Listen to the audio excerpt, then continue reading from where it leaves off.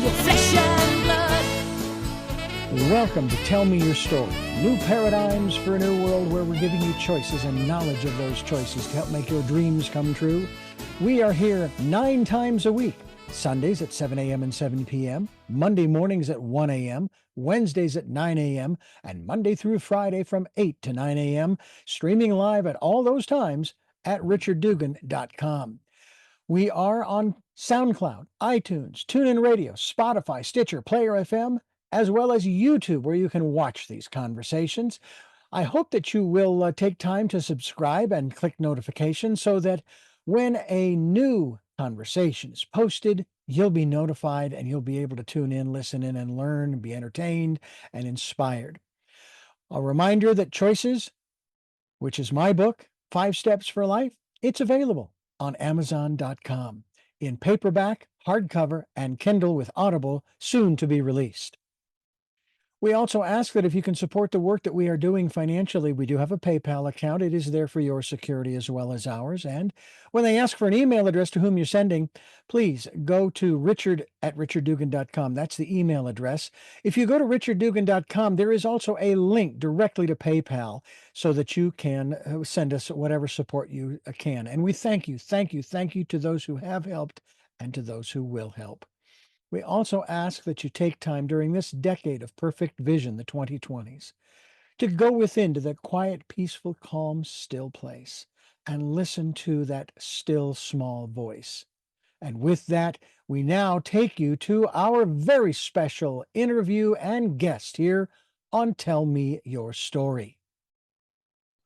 Welcome to Tell Me Your Story, New Paradigms for a New World. I am Richard Dugan, and it's nice to have you with us, along with our very special guest, who is going to share with us some insights that she has learned over the years in then founding an institute that I think you're going to be interested in. And this scans the gamut of our life here on this planet. And I know that sounds pretty broad and strange, but it does.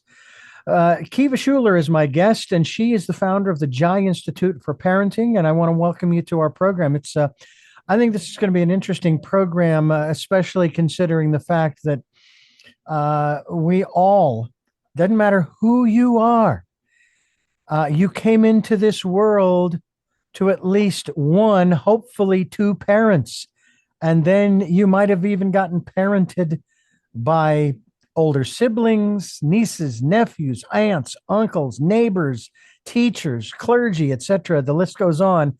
And who knows if we'll go out that far, but thanks for being with us. Thanks for having me, Richard. This is a subject that is very, this has a lot of energy behind it. I mean, this sucker is charged, parenting. Oh, yeah. And I sit back, I'm 64, almost 65. Oh boy, I get Medicare real soon. But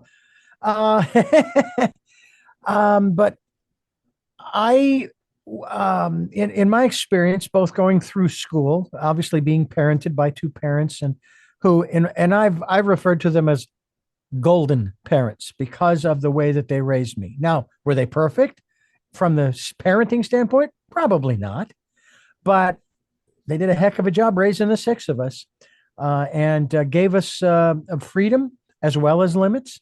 And we're going to talk about that as well. We'll start from that perspective, from your perspective. You are a parent, correct? I am a parent of 2 awesome young adults. Yes. Okay. So they're young adults. They're of consenting age, over 18. They have flown the nest. Okay. Now, the subject is highly charged energetically on both sides, or on all sides, if you will, because there's one group that says that certain subjects should not be taught in the schools. They should only be taught by the parents, assuming the parents will teach it correctly, accurately. And then there are others who say that, well, that's what the school is there to educate so that we can evolve and so forth. As a matter of fact, your book, The Peaceful Parenting Revolution, Evolution, Changing the World by Changing How We Parent, um, I would venture has as many supporters as detractors, because there are those who say, certain the institutions, we'll put it that way, have no business in the kitchen, in the living room, in the dining room, in the bedroom, et cetera, et cetera. Should all be left up to the parents. First of all, how do you address that aspect when it comes to not just, I mean, it actually falls under the category too of education, this whole aspect of parenting. Yeah. One of the things that I've learned after almost 20 years of working with parents and in the field of parenting is that I would love to remove the word should from any conversation around children. Mhm. Our work is really about helping parents identify the values and beliefs and morality that matter to them. That is a highly individual choice. And as parents, we have the right to advocate for our children and for our beliefs and for our value system in a way that makes sense within our family unit, within the family system. And so, our work at Giant Institute for Parenting is really about personal growth and development in parents and less about what we think a parent should or should not do. It's a highly individual choice. Mhm. Now, there is a lot of research that we bring to the table so that parents are making that decision from an educated place, right? That it's not reactive based on the conditioning that they experienced as a child or an externally validated mindset or belief structure. And it gets tricky with schools. We get to believe what we believe. And as a parent myself, I pulled my children out of public school when they were really young. It just wasn't working for them. I didn't see a path for their future that made sense to me, but that was my choice as a mom and not something that I would say, oh, to be a good parent, you need to make the same decision I did. Like that, that's not what I'm up to here. Mhm. Now, what I find interesting too is that as I was growing up and then getting into my teens and 20s and so forth, and learning about the processes of education and let's say becoming a teacher and what you needed and what states required, different states required, and of course we're not talking just about the United States here. We're talking about a this you have a global mission. Am I not? Am I correct in that? Yeah, we have certified over 2,500 parent coaches in, I believe now 62 different countries. So yeah. Wow. Wow, that's amazing. But to that point, when parents decide to take their children out of public school, in this case, because that seems to be where the problem is, I have to state that there was an interesting dichotomy in 2020, where after a period of time of being locked down, maybe about, I don't know, 9 months to a year, the parents wanted the schools opened up again because they wanted to put their kids back in because they were worried about the socialization and all of the other ancillary aspects of how the kids were missing out. And I thought, well, wait a minute. Are you the same people that were complaining about the school system and how bad it is? Why would you want to send them back there? That made no sense to me, but that's a side issue that we won't go into. I just thought it was rather paradoxical from my perspective. But a parent decides I'm taking my kid out of public school for whatever reason that they choose, and that's fine. They don't have the credentials as a teacher to teach their children from home, and yet that's allowed. My parents sent myself, and I'm going to, you know what? I'm not even sure what my older sisters, if what they did. All I know is that in the first grade, I went through kindergarten and first grade in parochial school, Catholic school. That was fun. And then they decided they were going to move us all to public school. Now, this was back in the 60s and early 70s. And I didn't have a problem. And neither did my parents. I mean, they felt that I was learning something. I don't know what, but they thought I was learning something. And there were certain aspects of school that I really did enjoy, you know? And I got through it. I got through the 12 years in particular, and then moved on. And then I decided to go to junior college and get a further my education and so on and so forth. But today, there's so much criticism of the educational system in this country. A lot of people, they're opting for parochial school and so forth. And I have to, and I have to also say too, there was this aspect in terms of education. We'll get off of this in a moment, where back in the late 70s, early 80s, they after I learned in biology class how different boys and girls are, all of a sudden in the late 70s, early 80s, they wanted to normalize them with Ritalin because they were being diagnosed with all these conditions. Again, that's certainly their choice if that's what they want to do. But I have to wonder if I had gone to school 10 years later. I mean, I was a kid that was bouncing off the walls.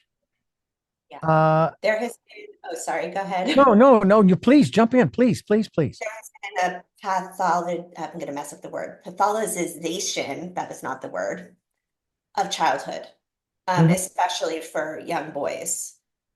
Children really are not able to shouldn't be sitting still for that amount of time. It's not an ideal structure for learning. Now, there are a lot of parents where that's the only option, right? There, like some of us are blessed to have financial resources to, I put my kids in Montessori. Others are blessed with time, right? And the great thing about homeschooling today is that there are so many resources, what kids can learn at Khan Academy and Code U and, these online platforms, they can learn more in 2 hours a day than they learn in a whole day of being in a school, but that requires a parent can be home. So that's just not always a feasible option for parents, right?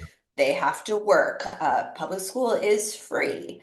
And so, I want to take the shame away from that, right? We do what we have to do as parents and we make the best of it.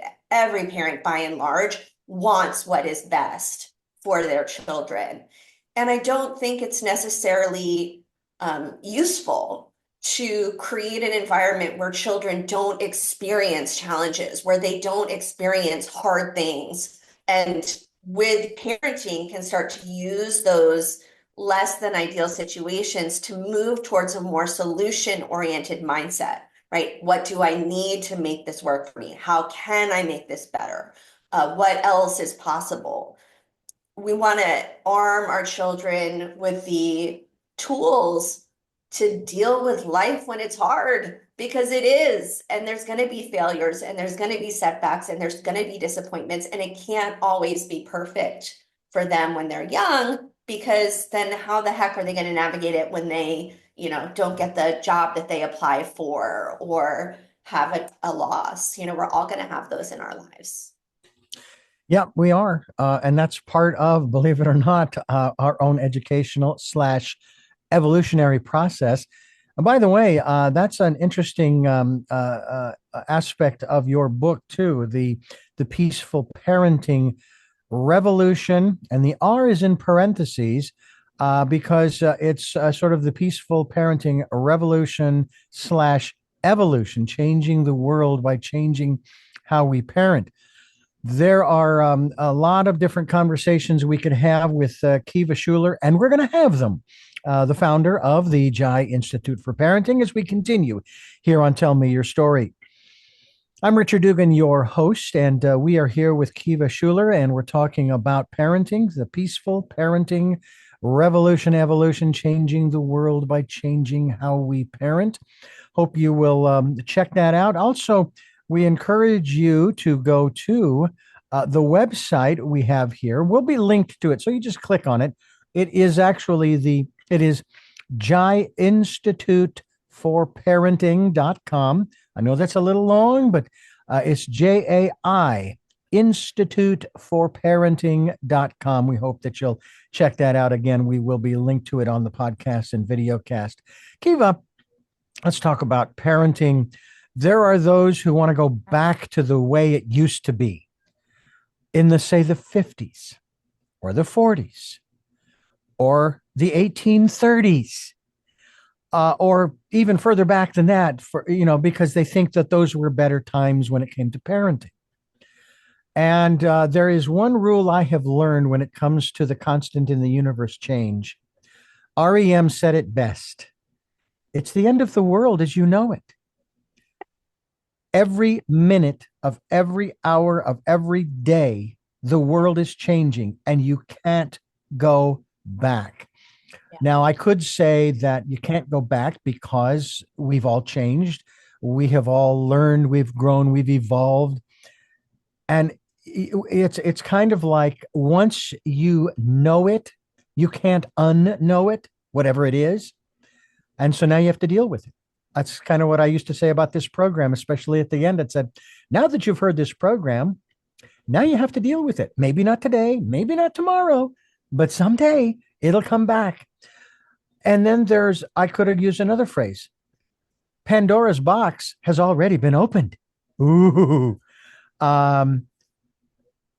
And there's some truth to that, I suppose, depending upon your perspective. But what about that kind of, I'll call it resistance? Now, again, I'm going to repeat what you said earlier, and I'll paraphrase it or put in different phrasing. We're not here judging people's parenting styles. It's all up to you. You have to choose.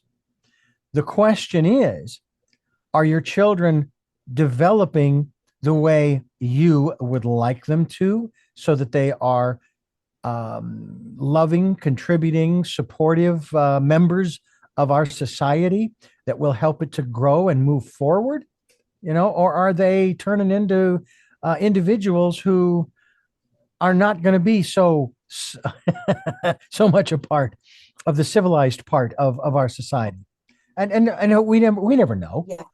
Because we've heard those beautiful stories of people who grew up in horrific conditions and went on to incredible lives. The one guy I think of in particular, not here in the United States, but in South Africa, Nelson Mandela. What did he spend? 25 years in prison? And then down the road became the president of South Africa? Wow, that's a heck of a turnaround. So we're not here to criticize. We're just here to offer different options. So let's talk about this aspect of going backward versus going forward. Go ahead. I think we have to acknowledge that the world has changed. When when you think about, you brought up like the 1890s and the 1940s, we were in an industrial age, right? So raising children to be compliant, right? To fall in line, to follow the rules, to not question the system. Like I'm glad I didn't live then. That would have been really frustrating for me as a lifelong rebel. But that was the path. Do not have safety and stability in the way, like our parents who had pensions and things like that of that nature. And so times have changed. So that's number one. Number two, despite all of the ills of social media, kids are exposed to a lot more information around what healthy relationships look like, around, like you hear teenagers talking about secure attachment, right? Like things like that did not happen when we were kids. That was not even in our ethos. And so this kind of old way of power over parenting, right? Do as I say, not as I do, because I said so. I put a roof over your head. You owe me something, right? Most of us experienced that kind of parenting and that kind of messaging. Kids today know better, and I don't necessarily know that that's a bad thing, because if the goal is to raise a securely attached, independent, self-sufficient child, we want them to have a healthy ego. We want them to have a healthy sense of self and who they are. And so when you bring up someone like Nelson Mandela, it's really interesting, right? Because we talked about values before. Mm-hmm. Adversity is not the problem. Adversity should be almost like, yes, let's put our children in challenging situations. And life is going to put them in challenging situations. What Nelson Mandela had, and what I really talk about in the book, is the importance of values, right? Nelson Mandela had a value system that turned his adversity into passion, into mission. And I think as parents, we want to strengthen the values education that we give our children and stop kind of this like mass coddling and overprotecting and over relying on our children's emotions to guide our decisions as parents. Like, yeah, they're going to be mad at us sometimes. Good. Let them. Mhm. It's okay, but we don't need to use power over strategies, harsh consequences, harsh punishments, physical, spanking and things like this to teach them. We can use our like we used to say to my kids, right? Use your words. We can use our words and we can use appropriate limits and boundaries and consequences so that our children can learn. Yeah. Another aspect that to bring up in this conversation has to do with this whole aspect of, everybody gets quote unquote a participation trophy. Now, as a kid growing up, going to school, I received an award in the 8th grade before around graduation time.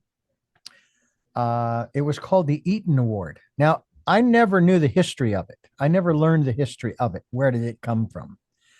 However, I had this feeling inside that because I had a disability back then, I was legally blind back then, I would carry around those large print books and what have you. And I had a resource teacher and so forth.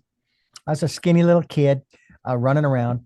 I had the sense that this was an effort to I wasn't to placate me because it didn't matter to me. I mean, I didn't think about it as I didn't think that I needed some kind of an award or anything for just being who I am. But that's kind of how I looked at it. And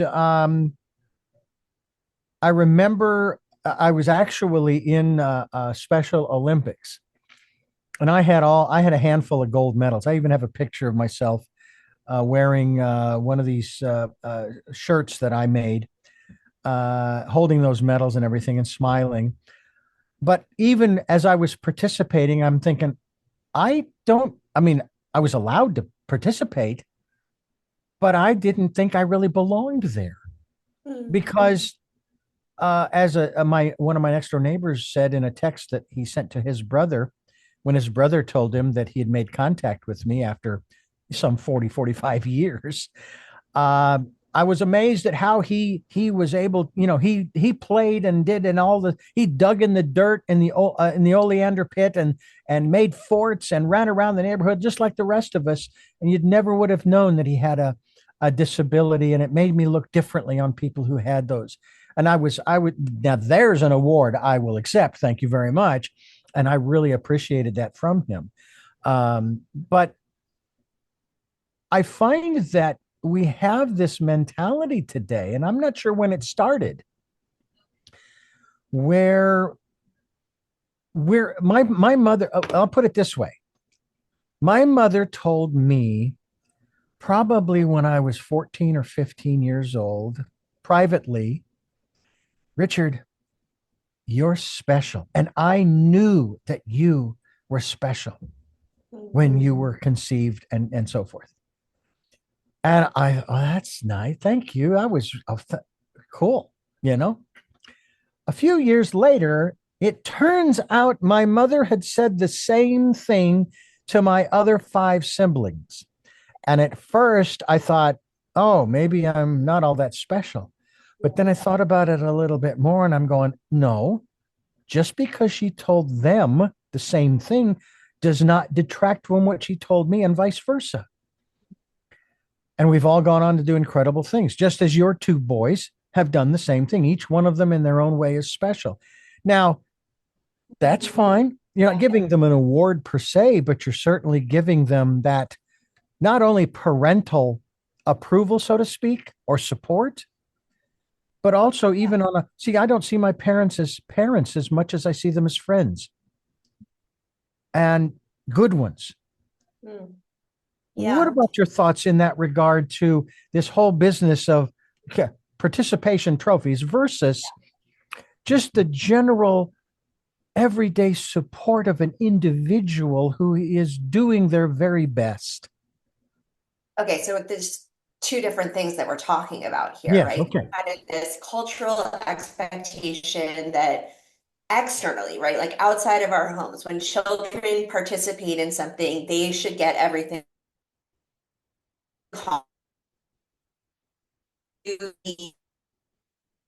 the group chat when kids don't get the dorm that they wanted or they don't get into the sorority they wanted. It's a little like, it's a little whoa. It's a little like, all right, everybody, like it's okay. They're gonna be okay. So there's this like weird expectation that children should get everything that they want from the world. That's a false expectation that I think is partly responsible for why kids are so anxious and depressed and isolated right now because they are like feeling like the rug got pulled out from under them. That's one side of the equation. The other thing that you spoke about is how parents interact with and relate to and see their child. And kind of my perspective on this is it's important to let our children know that they are special to us, right? Like to me, actually, I have a son and a daughter, right? Like they are the two most precious human beings on the planet to me, their mother. But they're not that special in the world, right? In the world, they're Mhm. one of 7.5 billion people. They are like gnats flying around the universe. Yeah. And so this is what we, want to develop is a healthy sense of identity, right? I belong in this family unit, but the world doesn't owe me anything. And so if I want to make things happen, I need to become a person who makes things happen and isn't like thrown off my game when I don't get the thing, I don't get the trophy. Mm. We're talking with Kiva Schuler. We're talking with her about the peaceful parenting revolution, evolution, changing the world by changing how we parent here on Tell Me Your Story. I'm Richard Dugan, and it is really a pleasure to have the founder of Jai Institute for Parenting with us here on the program, Kiva Schuler. I want to ask you about the word parenting or to parent. Um, and I'll throw this in there to kind of bring about the conversation a little further.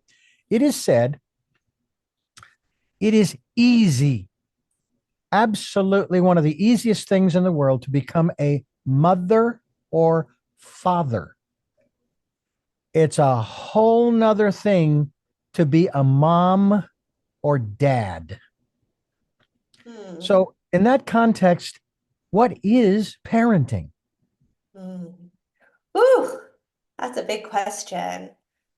I really, if we think about the word discipline, the root of that word is disciple, right? Someone who learns from another person. At our best, parents are mentors, guides, supporters, and teachers. The word gets conflated though, right? Discipline becomes something that we do to children to control their behavior or get them to act a certain way. And this is where parenting can become, when we think about it, like a child learns what relationship is from that first most precious relationship, which is with their mother and father. Mhm. And the quality of that relationship and whether or not it is based in trust, whether or not it is based in compassion, whether or not it is based in healthy communication and emotional intelligence, is the framework of every relationship that that child will have for the rest of their life. So becoming our mom or dad to me is like, it is the biggest responsibility on the planet and being intentional about who we are is our best path forward because children are not always going to listen to what we say, but they will always learn from who we are. And that really is the crux of our work at Jai. We're not parenting experts. We're not telling people how to parent.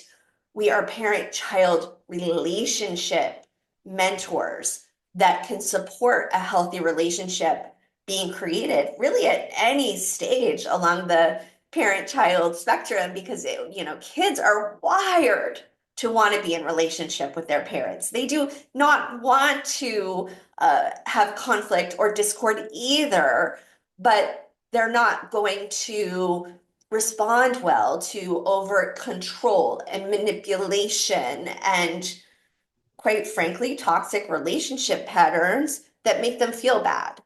Mm, yeah. Yeah, that's interesting because what flashed in my mind was those moments as a kid growing up when I would sit and play across from my dad a game of chess. And then what flashed after that was the times when my brother and I would play chess.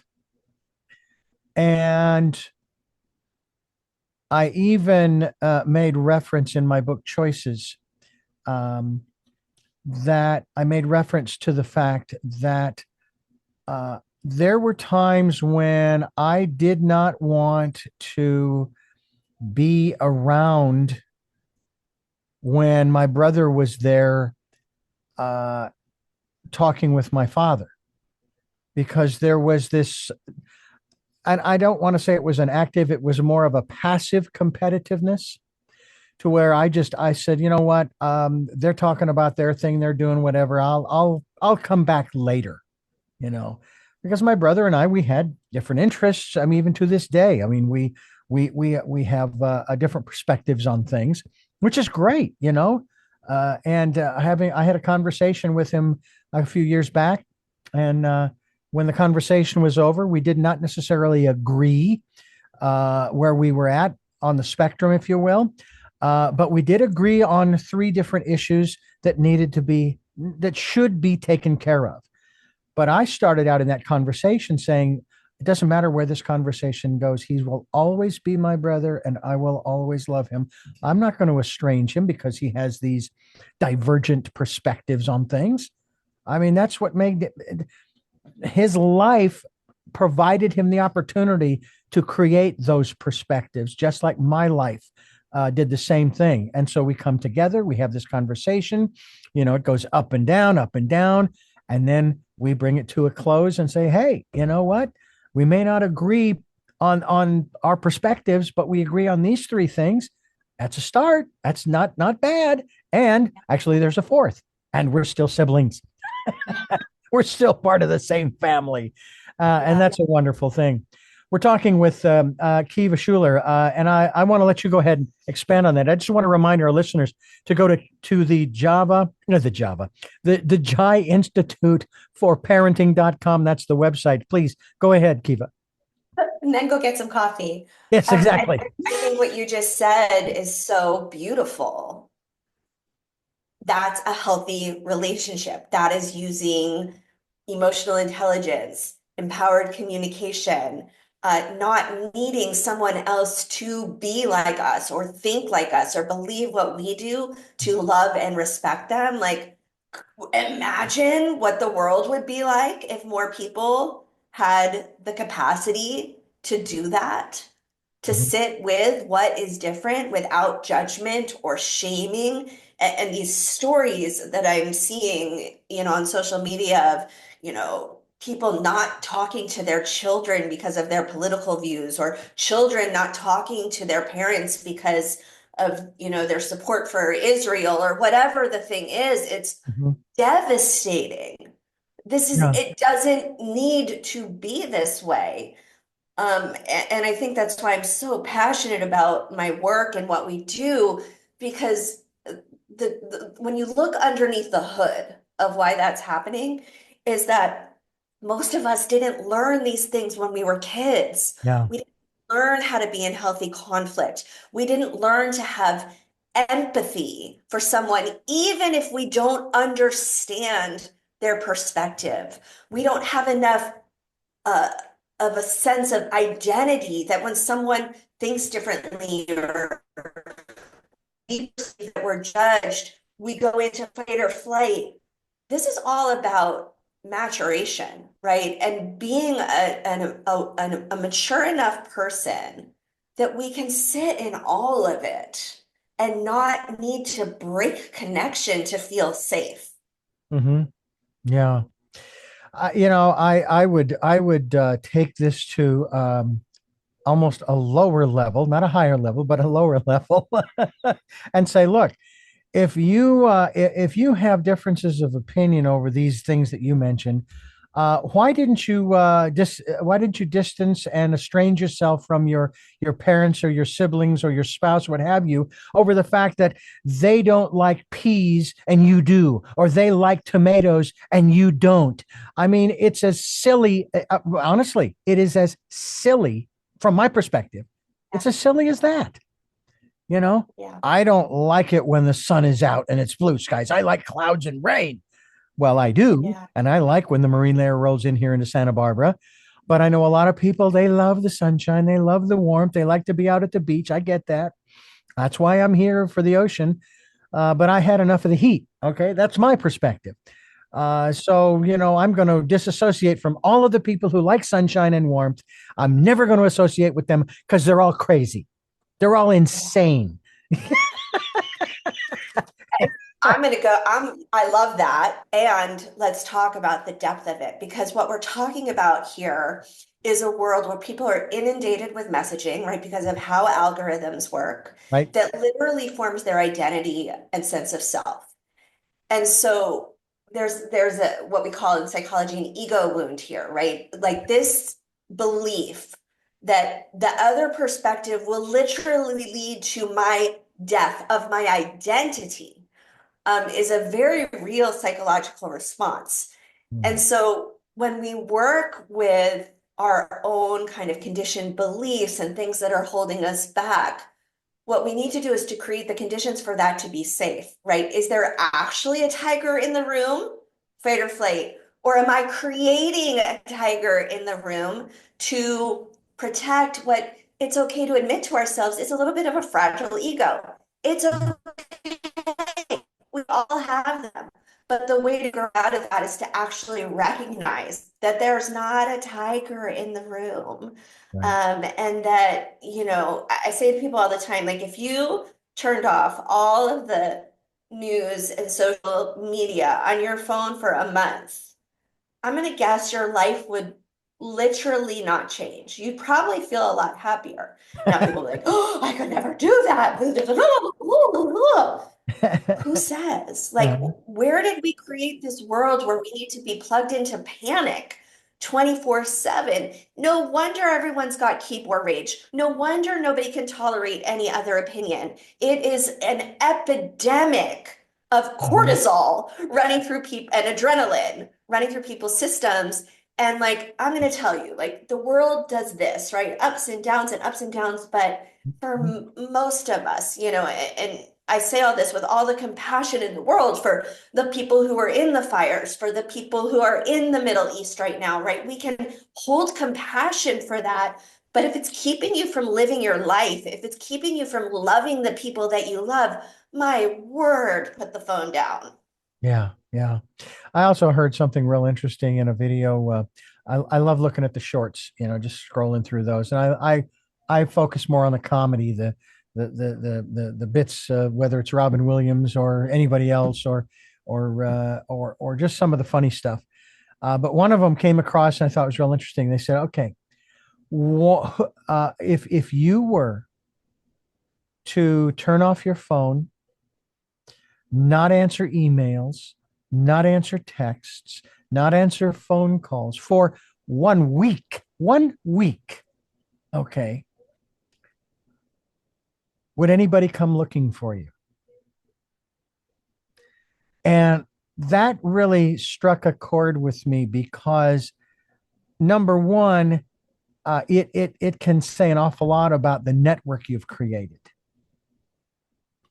I know for a fact that there would be those because, I mean, because of the business that I'm in, the career that I have chosen, I have to keep my phone on and answer texts and emails and all of that.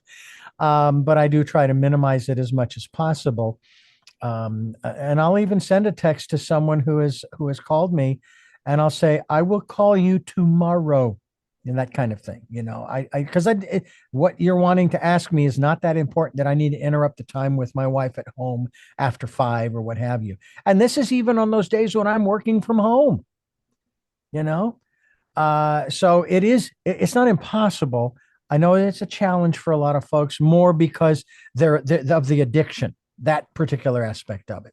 But there's also the other part too, where there are those, it's their life, it's their livelihood, and that's part of what they have to do. So maybe there are ways to modify that suggestion so that we can sort of disconnect. And I think you're absolutely right. We would be happier individuals, happier parents, obviously, make for happier children because and I want to get into this as we continue. You're not yelling at them, and you're not spanking them. And I remember that as a kid growing up as well. We're talking with Kiva Schuler here on Tell Me Your Story. She is the founder of the Jai Institute for Parenting, the author of The Peaceful Parenting Revolution Evolution. It's changing the world by changing how we parent. Here on Tell Me Your Story. I'm Richard Dugan, your host here on Tell Me Your Story, as we continue our conversation with Kiva Schuler. Let's talk a little bit about this aspect. Yes. Now, we've heard this joke all the time. When my mother or father would holler from the other room, Richard Les Dugan, if it was all three names, you knew something was going to happen. And then there's the whole spanking thing. And I have to share this because it's so humorous. This one comedian talks about he and his 6 or 7 other brothers, and how, his dad liked it. The comedian's dad liked to use the belt. And one time they really screwed up, and 2 of them were sent to their father's bedroom because he would use the belt on him. He's going to spank them. So the 2 of them go in there, and they're grumbling to one another, and they're sitting there on the bed waiting. The door's closed, and they're looking up at the belt and kind of, going through the whole thing.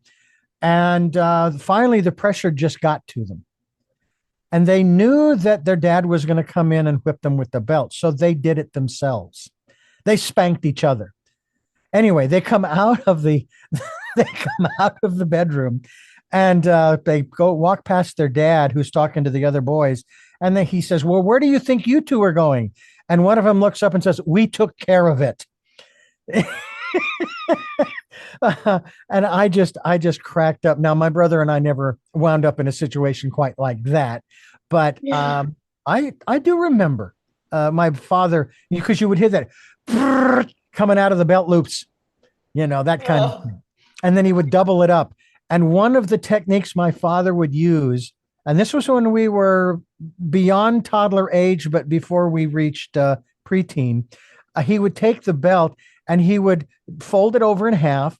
He would then push it together so that it created this hole, and he'd snap it to emphasize what was about to happen. And my father was not a huge disciplinarian by any means. All right. That did not last long. I have a feeling that my parents kind of talked about it and realized, I don't think that this is really productive. I don't think this is really helping, kind of thing. Exactly. Let's talk about the yelling and the spanking aspects. I know the yelling is still there because I hear it sometimes from others. Oh, yeah. But the spanking, I think, is kind of, it's drifted off for the most part. But why was it used, and why isn't it used today? Yeah, I mean, I think there are still people who advocate for spanking. Mm-hmm. I think in both situations, we really need to look at the underlying impulse, right? Why are we yelling, or why are we spanking? We have nervous systems too, right? And so there's something called polyvagal theory, which is basically your nervous system is in a state of connection. It's starting to escalate. You're starting to look for warnings, and then you go into the red zone, where it's like the tea kettle, explodes. And so the reality is that a lot of people who spank is in that red moment, right? They're feeling frustrated. They're feeling out of control. They're losing their temper. And hitting a child provides a release for that mechanism. And it creates a sense of gratification because now the child is crying and likely compliant, right? So the parent gets what they want. Yelling, really, if you think about it, can follow the same mechanism, right? Where it's like we're cool, we're escalating, we blow and we yell, and it comes from a reactive place Hmm. rather than intentional. So there are people who are proponents of spanking who say that, when it's done intentionally, right? If this doesn't happen, this is going to be the consequences. And it's done in a calm and measured way. I mean, my brain struggles, but again, I'm not here to tell people what to do. My brain struggles with this, but this is the kind of supportive thing that it is an effective mechanism to, change children's behavior. I do not disagree. If someone was going to hit me with a belt, yeah, I would clean my room too. Um, the research though shows that children who are consistently exposed to explosive behavior, whether it is spanking or yelling or threats, what happens is their body is flooded with cortisol and adrenaline in a consistent manner, right? Like, listen, I yell at my kids. My kids say that I taught myself to not yell, but apparently my eye would twitch when I was angry. And they were like, Mom, it was terrifying. Like, you'd be like, no, you need to, like, listen, it's okay. We're going to have these moments with our kids. We want to have repair, which we can talk about in a moment. Right. Let's get back to the brain. So a child's young developing brain, right? A child is not born with an adult brain. They are born with a baby brain that evolves and matures over time and isn't complete in its maturity until they're in their mid 20s, when finally their prefrontal cortex, which is responsible for executive function and logic and willpower, comes online. A child's brain that is consistently exposed to stress hormones does not develop to its full capacity. That's just the science. And so as a parent who knows this, what I want to do is, just like I try to make sure my kids eat their fruits and vegetables, I want to make sure that their nervous system is functioning in a way that provides healthy chemicals, oxytocin, endorphins to their brain as much as possible, so that they are able to reach full developmental capacity. What's happening in the world right now, I think, is a lot of underdeveloped brains, particularly in the relational kind of neurocortex. And so we've got like kind of all these like teenagers in grown-up bodies, or 8-year-olds in grown-up bodies, kind of like fighting to get their needs met. And it's not their fault. It's not their parents' fault. It was just kind of the world that we grew up in. Yeah. It's an interesting dynamic that exists, and as adults, just as people, we do tend most of the time to react, rather than to act out of an intentional sense of our own well-being. But you have this mission to help to transform the lives of families through your own experiences, through the experiences that you went through as a child that were not necessarily of the most positive nature. Can you share with us a little bit of your upbringing and why that made it for you so important? And here's what's interesting. In an interview I just recently did, talking about the circumstances that we go through in our lives and how we worry and we fret and we do all these kinds of things. One of the steps that this individual gave me was, and shared on the program, was that if you can repeat this mantra, especially when the mind is just flying and just, you got the adrenaline going and the fear and everything over what may never actually happen. Remind yourself, say this could be the best thing to happen in my life. Now, as a child going through the traumas and the tribulations and the neglect and on and on and on, isn't going to sit there and say, this could be the best thing that could ever happen to me. But in your case, now hindsight being what it is, you can look back and say, gee, and if I hadn't gone through those things, I wouldn't be here trying to help other families and other parents to foster a more cohesive, if you will, and compassionate family unit. 100%. I mean, my story, I had a unique, I don't think it was that unique. My parents were divorced. And my mom and I lived in New York, and my father remarried and lived in Tucson, Arizona. And they had a son, my half brother Ian. And really, it's what happened to Ian. I think, most kids that are in like a nuclear family don't get to, they don't know, right? So if you are a kid who grows up in a combative household where there's a lot of abuse, that's your world. There's not a perspective of what is other until you get older. Mhm. But my parents got divorced when I was really young, and my mom, like amazing, like dinosaur media mom, into New York with her 1980 shoulder pads. She had her faults, but she loved me unconditionally. She supported me. She had very high expectations of me, thank goodness. She really genuinely thought I could be like the first woman president of the United States. My mom had my back all the time. Mm. And then I would go to my dad's house, and uh, my little brother was just constantly abused. Something that was cute on Tuesday would have him get Tabasco and soap in his mouth on Thursday. He would get locked in the bathroom for hours at a time. And I was 7 years older than him, and I felt so helpless. And I felt this like really deep need to protect him. I could see that it wasn't right. Now, if that was my family, I wouldn't have been able to do that. But that was the experience I had. And so when I was, a teenager, I already had a sense that this would be my path. I went to college for psychology with a specialty in family systems. I had the perspective of both. To your point, my brother, who is now like a super successful litigator in California, like he same thing, turned adversity into like he's amazing. Yeah. He will say to me, I am grateful for what I had to go through because of that makes me choke up because of what you did with it. Like you turned my struggles and, like my challenges with my parents into something that gives me meaning.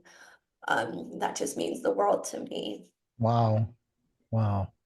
That's a great award right there. Let me tell you, that is a great award to have a sibling say that, and I have to tell you that my father, the night before he passed away, my wife and I called, and thankfully we were able to kick in the video portion of the video phone, and so we were able to see him, and we chatted. It wasn't more than maybe maybe 10 minutes at the most. And he repeated what he'd been telling me for the last 20 or 30 years or more. He told me that he loved me, that he was proud of what he and, of course, my wife had made of our lives in Santa Barbara and all those kinds of things. And so I'm grateful that I'm able to say that there was nothing left unsaid when he passed. I know a lot of people sadly cannot say that in regards to their parents or even a sibling or a loved one, period. But I've just made it a point. It's like with my brother, God forbid that he should go before me. He's younger. But I can honestly say, even with our differences, which actually are a good thing, ladies and gentlemen, um, you know, I believe that we are in that same place where nothing was left unsaid. And the same thing with my elder sister who passed away. My goodness, is it now 3 years? The end of March. Um, I remember talking to her the January before she passed and asking her on the phone. I said, "Are you ready? I mean, are you afraid?" And so on and so forth. And she says yes and no. Jeanette, come on. And of course, no, because she didn't want to leave her husband behind to have to deal with all of the stuff that he's going to deal with. But she said, "Yeah, I'm ready." And we had the same kind of conversation. And again, same scenario, and nothing left unsaid. We loved each other, and I was so proud of who she became. I often joke about how she became the second chair French horn player in the Scottsdale Symphony Orchestra several years before the cancer took her. And I would joke about it from the standpoint that as a child, she had asthma. Now, who takes up a wind instrument with asthma? And it turns out in many cases, it actually can help. I didn't Good. know at the time. So that's who takes on a wind instrument and she was good at it. Aw. Even to this day, I can hear her practicing there in the my sister's bedroom. I had four sisters, and they all lived in the same bedroom. So and they had quite a bond, the four of them. So it's really important, I think, Kiva, for all of us to remember that we're all part of the same family, the family of man, the family of humans. And if the Creator had intended for us all to live on separate planets, and I'm sure there are enough Class M planets out there for each one of us, 8.5 billion people to occupy, we would. But the reality is, we're all here. And that tells me that we're supposed to kind of work together to learn how to live and love and play and get along and be more cohesive. And right now, in our country, as well as around the world for that matter, there are more things that we have chosen to divide us, whether regardless of relationship, whether it's parents and children or otherwise. And part of the goal of this program is to say, look, life's too short. We're here for less than a puff of smoke, folks. I hope to live to be 100, but it's still a puff of smoke or less than that. And hopefully that we will make a difference. I know you are, because you are changing the lives of people around you. And we're going to continue talking with Kiva Schuler in just a moment as we continue here on Tell Me Your Story. I'm Richard Dugan here on Tell Me Your Story, New Paradigms for a New World. Kiva Schuler is my guest, and she is the founder of the Java, not the Java, that's coffee. I'm going to need to go get some coffee or something contrary to that. The Jai Institute for Parenting, and also the author of The Peaceful Parenting Revolution, Evolution, Changing the World by Changing How We Parent. Where did you come up with, because I know what Jai is, but where did you come up with that, and why did you call it the Jai Institute for Parenting? Jai is the Hindi word for victory in the name of love.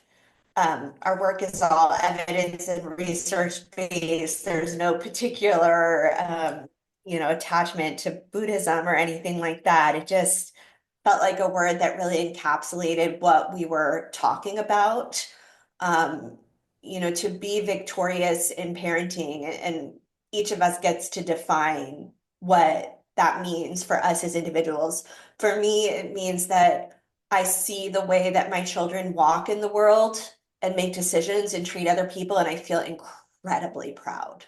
I feel incredibly proud of who they are. I trust that they will be able to achieve great things, and I don't mean in like the traditional way of success, but their standards are very high. I feel victorious, and there's nothing, I'm so proud of what I've created at the Jai Institute for Parenting. It's rather humbling and surprising. I didn't set out to build something that had become quite so big, but that pales in comparison to the pride that I have in my children and the joy that I experience in my relationship with them. They're my favorite people. And I wish for every parent to feel that way, to have a parent where you know that you are, quite frankly, their favorite human being gives you so much courage. And I think that's what young people need in this crazy world that we're living in, is courage, an unshakable sense of self and belonging. So that's Jai. Well, the mission is to teach parents how to raise emotionally healthy children without compromising values, limits, and boundaries. And the values have to do with a world where children grow into emotionally healthy, confident, and empowered teens and adults. I'll tell you, we could use more of that in the world today, especially when it comes to many of our leaders on all levels, not just any specific level, who seem to think that they're entitled, once they become that leader, to whatever it is they think they're entitled to. From my perspective, I'm here to serve, and I'll do that in many different ways. And I know you probably do feel the same way, and you've done that with your children, and you do that with other families and their children. And we certainly are grateful for your participation in helping us to change the world. That's what we want to do. You know, as a kid growing up, we were even asked that question: What do you want to what do you want to accomplish? What do you want to do? What do you want to be? And so forth. And don't use change the world because it's too big. It's just take little bites. What little things? Well, I'm now 64, almost 65. I want to change the world. Okay. And through you and others like you on this program, I think we are well on our way. I'm optimistic about the future for all of us. And I'm optimistic because of people such as yourself, Kiva. Thank you so much for joining us here on the program. Thank you. I loved our conversation, Richard. Well, I have three more questions that I'm going to ask you because I ask all of the guests that I have on the program these three questions. But before I do, I want to thank you for listening to and watching Tell Me Your Story, New Paradigms for a New World, where we're giving you choices and knowledge of those choices to help make your dreams come true. We are here on Sundays at 7 a.m. and 7 p.m., Monday mornings at 1 a.m., Wednesdays at 9 a.m., and then Monday through Friday from 8 to 9 a.m., 9 programs, 9 different conversations, 9 different guests. I hope that you'll tune into all of them. We stream live at those times with all 9 of those programs at richarddugan.com with podcasts on SoundCloud, iTunes, TuneIn Radio, Spotify, Stitcher, Player FM, Blueberry, iHeartRadio, Amazon Music. We're on YouTube where you can watch these conversations. And I hope you'll subscribe, not for my numbers, but so that when you click on notification, you'll be notified that a new conversation has been posted. A reminder, too, that Choices, 5 Steps for Life, my book, is now available on Amazon in hardcover, paperback, and Kindle with Audible soon to come. We also ask that if you can support the work that we're doing financially, we would be gratefully appreciative. We have a PayPal account. It is there for your security as well as ours. And when you go to the homepage of richarddugan.com, there's not only a link to the PayPal account, there's also a link to Amazon where you can order your copy of Choices. And finally, we also ask you to take some time during the decade of perfect vision, the 2020s, to spend some time going within, listening to that still small voice. And with all that being said, we move to our final 3 questions. The first of those is, who is Kiva Schuler? I am sometimes goofy. I think I'm very funny, uh, brave, and lighthearted person. I would say fierce optimism is probably my defining quality. What gets you up in the morning? My alarm clock. Now that my children are out of the house, it's actually very different. I'm like, I could sleep until 8:30. This is amazing. I have a big business to run. I have a big team. We have hundreds of students at any given time. So there's not an alternative. There's some work to be done. I hear you. And finally, what was your best day? Oh, man. My best day. I think that maybe I had an opportunity a few years ago to go on a gorilla trek in Rwanda. And we had this epic hike up a mountain to find the gorillas. And then they were all there as babies. And baby gorilla came up to me and rubbed my leg and then like smelled its finger and made a icky face. And I think that was probably my peak life experience. Well, I will share with you an experience my wife had with gorillas. She was connected with the cardiology department here in Santa Barbara at Sansum Clinic. And one of the doctors in cardiology was the cardiologist for the gorillas at the Santa Barbara Zoo. And she asked for years to be taken, and they finally took her. Now, certainly the gorilla was sedated. I have some pictures on my phone of that experience that she shared with me. And it was, I would say that was probably, although if she remembers it, I'm sure she does. I don't know if that was necessarily her best day, but I know it was a great day when she shared that with me. That was so exciting because I know that that's something that she loves more than anything else. And it sounds to me like you're a big animal lover too. Great friends.